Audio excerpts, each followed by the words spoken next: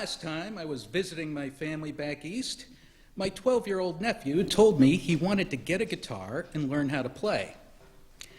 This was pretty surprising because his general childhood path, much like his father's, was clearly established as a sort of slow-witted jock thing. But apparently he'd been allowed to stay up late to see Jonas Brothers on Saturday Night Live, and now he wanted to get a guitar and rock out. I too had tuned in to see those three brotherly Disney confections howling off key on SNL, but their awful performance mostly just left me feeling confused. The Book of Revelations had promised me there would be 4 horsemen.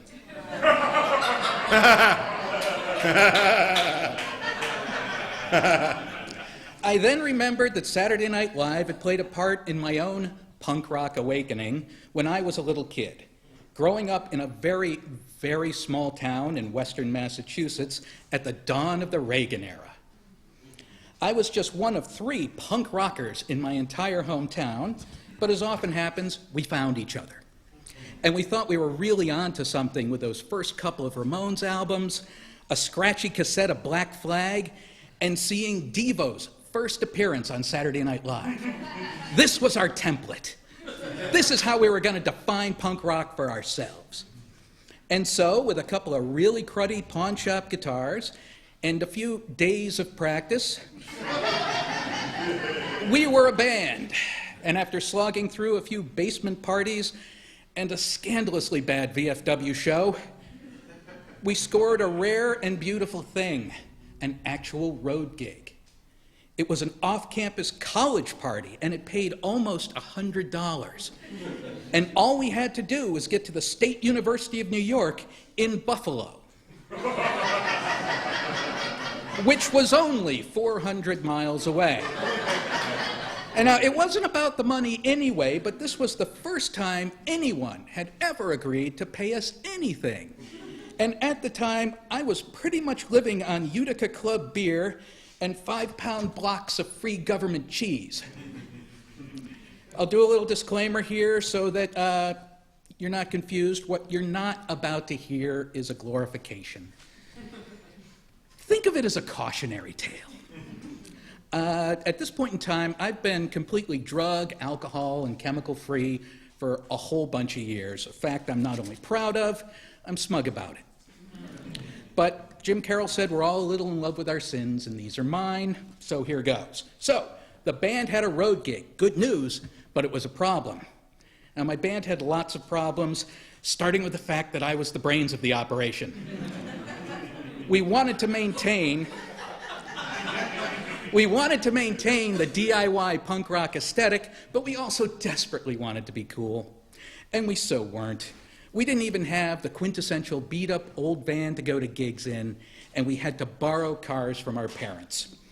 So there we were, a badass punk rock band on the way to their first big gig in a borrowed Chrysler station wagon and a Gremlin.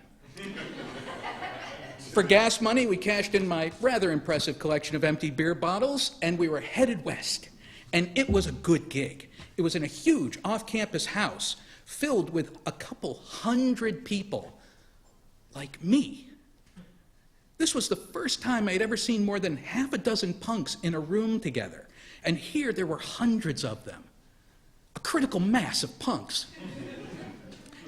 And the guy throwing the party was awesome. He had even made a poster. And we were listed second.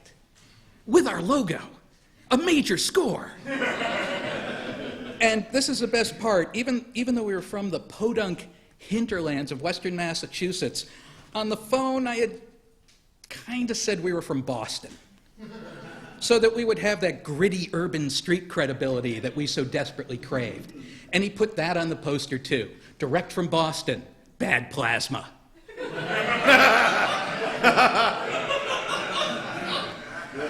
We played early in the party, and I'm told we put on a good show. My repeated headlong dives into the stage monitors being a major crowd pleaser because they thought I was doing it on purpose. We even got almost halfway through the set before we each started playing different songs at the same time. You see, being the brains of the operation, I had to write up the set lists, which I did. I wrote down 10 songs, and I taped it to the drum kit.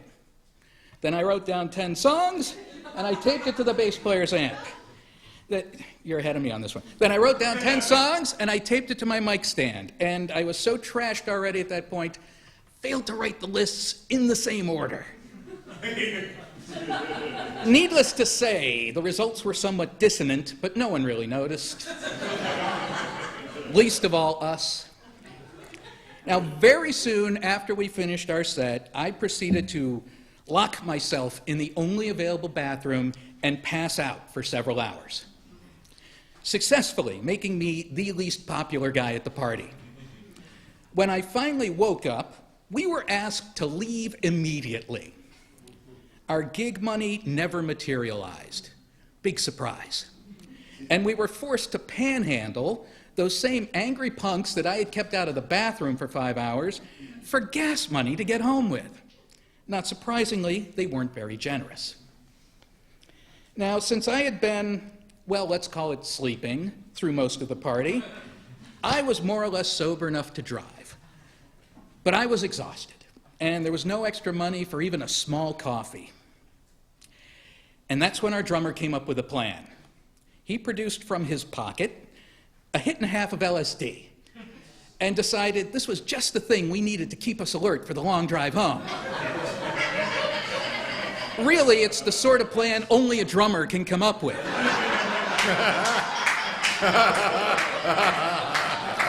Now, I took the full hit because I was driving.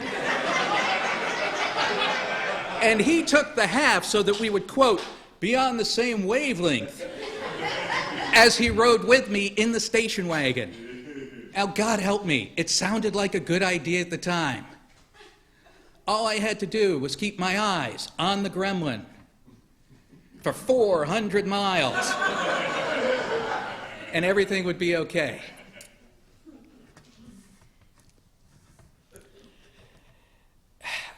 I lost sight of the gremlin about 30 seconds after we got on the New York State Thruway. All of the red taillights on all the cars trailed together, and suddenly, everywhere I looked, I saw gremlins. Well, we were screwed, and we knew it, so we decided to just stick to the road, follow the moon, and let the chips fall where they may. And you can pretty much guess what happened next. On a long and lonesome highway at about 4 a.m., we were stopped by a couple of New York State troopers, apparently for driving well groovy. We were ordered out of the car, and as my feet hit the cold, cold pavement, I suddenly realized I wasn't wearing any shoes.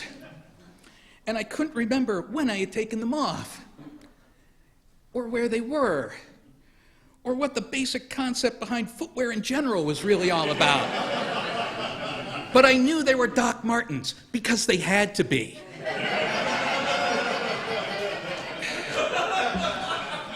Now, my wavelength... Oh, God. My wavelength co-pilot decided he was more together and he should do all the talking. A lot of talking. Way, way too much talking. He was handcuffed immediately. Now, surprisingly, the cops didn't slap the cuffs on me, in spite of the fact that when they turned on their big Maglite flashlights, I actually said, "Wow, do that again."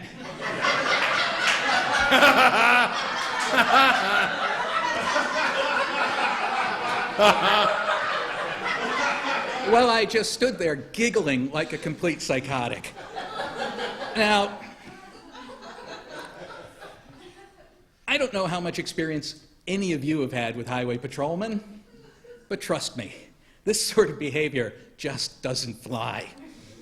They decided to search the station wagon, and this is when things got really scary. I mean, we knew they weren't going to find any drugs. I mean, we never had extra drugs just laying around.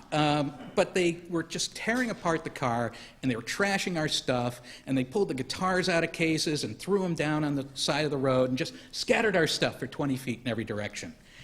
But they seemed to get bored with it pretty quickly. And just when we thought we might be in the clear, That's when they found the panties. At this point, I should tell you a little bit more about the band. Our bass player, who, as fate would have it, was somewhere up ahead in the safety of the Gremlin, thank you, was a very, very good-looking guy. He was tall and dark and lean as a greyhound, and all the girls loved him. And some of the boys, too. And apparently, at some point in the party, some point I was asleep for, he had met a special girl. And they had decided to share something beautiful and meaningful in the back of the station wagon. And overcome by passion, she had accidentally left her underwear behind. It's a beautiful story, really. But now it was 4 a.m. and 2 state cops had 2 very bruised and messed up guys talking gibberish and in possession of a woman's undergarments, with no explanation of where the girl might be. There were many, many difficult questions asked in the glow of those cosmic flashlights. But either they were really bad cops, or we were just so obviously and pathetically incapable of murderous mayhem that, as luck would have it, they got another emergency call on their radio. And then they basically looked at each other and said, "Oh, the hell with it. Just pick up your stuff and get out of here." And so we did. 5 hours later, we were home. We lost over $700 on that gig. A fortune. And I never found my shoes. But we had rocked, damn it. My nephew has so much to look forward to.